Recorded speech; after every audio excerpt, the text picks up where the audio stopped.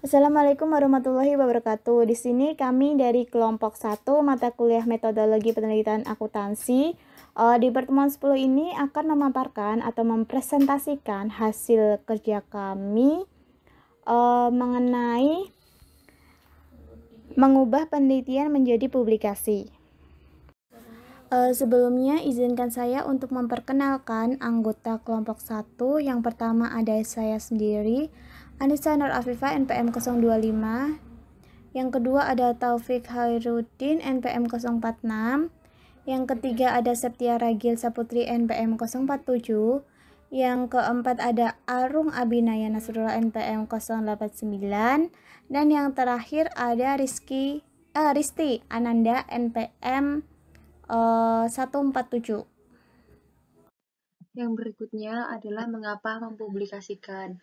Keterlibatan penelitian untuk individu dan akademik dapat diklasifikasikan sebagai 1. Aktualisasi diri, 2. Peningkatan kesempatan penunjukan dan promosi, 3. Kemungkinan tenurial yang lebih baik, 4. Peningkatan pengajaran melalui koneksi penelitian, 5. Kemungkinan remisi dari pengajaran atau administrasi untuk melakukan penelitian, 6. Kesempatan untuk memenangkan hibah penelitian, 7. Peningkatan ketersediaan penugasan konsultasi, 8. Perjalanan ke luar negeri untuk mempresentasikan makalah di konferensi bergengsi, 9. Ketersediaan untuk memberikan supervisi penelitian pasca sarjana, dan yang ke-10 adalah daya tarik sumber daya melalui mekanisme pendanaan universitas nasional seperti Research Quantum Index di Australia atau Research Assessment Exercise di Inggris.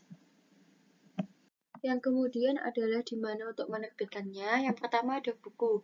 Menulis buku adalah ide yang menggiurkan. Peluang untuk tampil di media cetak terlihat di antara sampul keras, sangat menarik, dan bahkan mungkin ada royalti yang terlibat.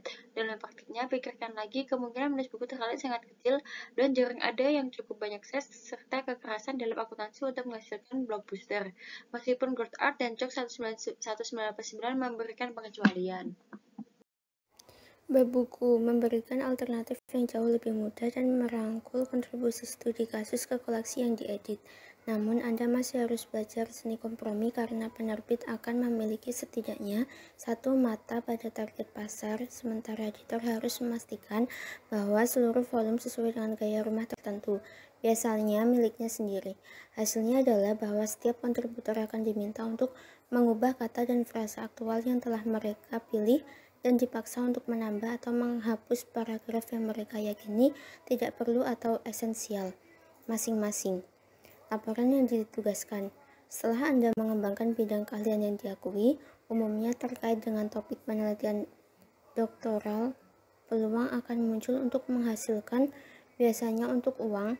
Laporan penelitian ditugaskan. Batas antara kegiatan ini dan konsultasi sangat kabur, terutama jika curug keahlian sedemikian rupa sehingga menghasilkan sejumlah besar laporan dalam nada yang sama tetapi lingkungannya sedikit berbeda. Artikel jurnal yang dirujuk. Hubungan antara penulis dan wasit memungkinkan munculnya bentuk-bentuk alternatif dari proses peninjauan. 1. Terbuka. Mereka atau wasit tahu siapa Anda atau penulis dan Anda tahu siapa mereka. Yang kedua, single blind. Mereka tahu siapa Anda tapi Anda tidak tahu siapa mereka adalah. Atau double blind. Wasit dan penulis bersifat anonim atau sama lain. Artikel jurnal profesional. Artikel tidak memakan waktu lama untuk ditulis. Lebih dari seminggu kerja dihabiskan pada karya profesional, umumnya dianggap berlebihan. Isinya tidak harus menggemparkan atau bahkan memberikan kontribusi orisinal pada literatur. Makalah konferensi. Makalah konferensi yang jarang menjadi tujuan itu sendiri dalam disiplin akuntansi, tetapi mungkin menemukan dirinya dalam kumpulan proceeding konferensi yang diterbitkan. Dalam disiplin ilmu lain, terutama pemasaran atau sistem informasi, proceeding konferensi yang diterbitkan lebih sering menjadi tempat peristirahatan terakhir untuk sebuah makalah. Apa yang harus dipublikasikan? Program Merwick dan Michel, Research Opportunities in Auditing, mengidentifikasi sejumlah karakteristik masalah penelitian yang perlu ditangani agar menarik bagi komunitas akademik, yaitu yang pertama harus menarik, yang kedua harus mampu melakukan penelitian ilmiah dalam hal hipotesis, yang dapat diuji dan hasil dapat dilihat. Yang ketiga, harus berakar pada pengetahuan dan metodologi penelitian yang mudah dicapai. Yang keempat, kumpulan data dan informasi sampel harus ada untuk memungkinkan pengembangan teori dan hipotesis. Yang kelima, masalahnya harus cukup penting untuk menarik dana penelitian. Dan yang keenam, kemungkinan hasil harus menjadi standar untuk membenarkan publikasi di jurnal referensi pada publikasi yang dihormati.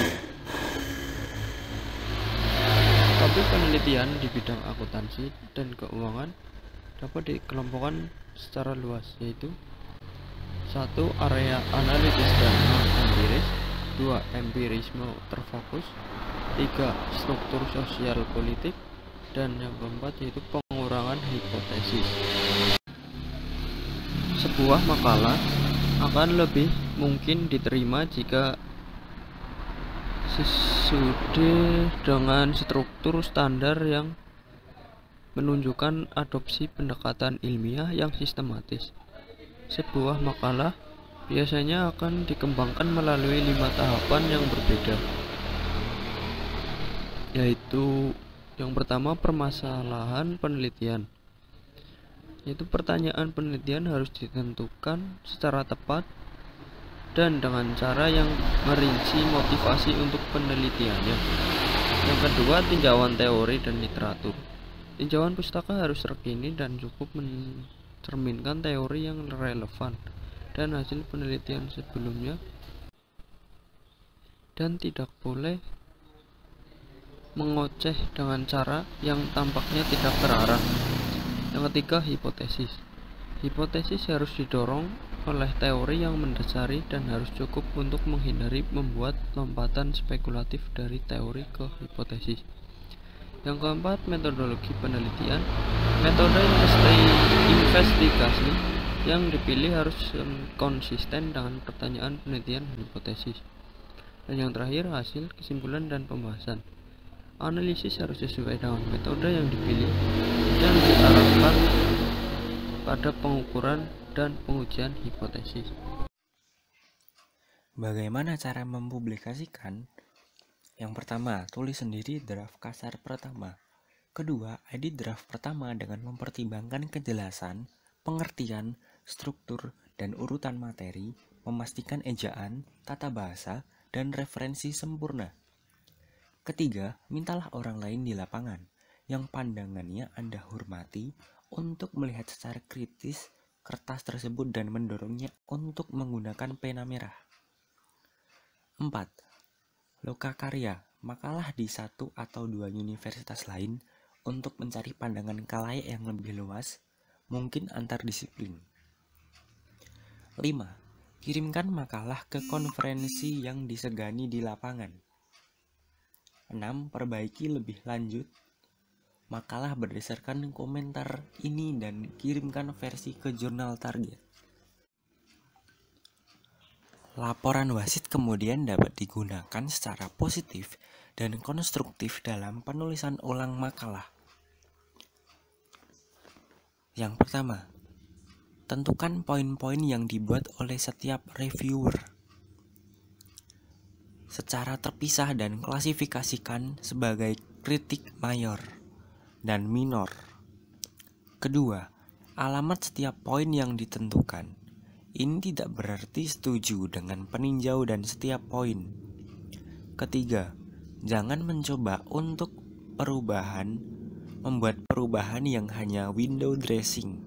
Mereka tidak akan membodohi siapapun. Jika semua kritik utama dapat ditanggapi atau diperbaiki, maka artikel yang telah direvisi dapat dikirimkan kembali ke jurnal yang sama. Saat mengirimkan kembali surat yang menyertainya kepada editor, harus berterima kasih kepada tim editorial atas komentar konstruktif mereka dan mengidentifikasi perubahan besar yang dilakukan untuk meningkatkan makalah.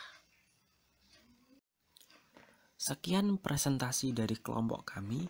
Apabila ada kesalahan kata, mohon maaf sebesar-besarnya. Wabillahi taufik walhidayah. Wassalamualaikum warahmatullahi wabarakatuh.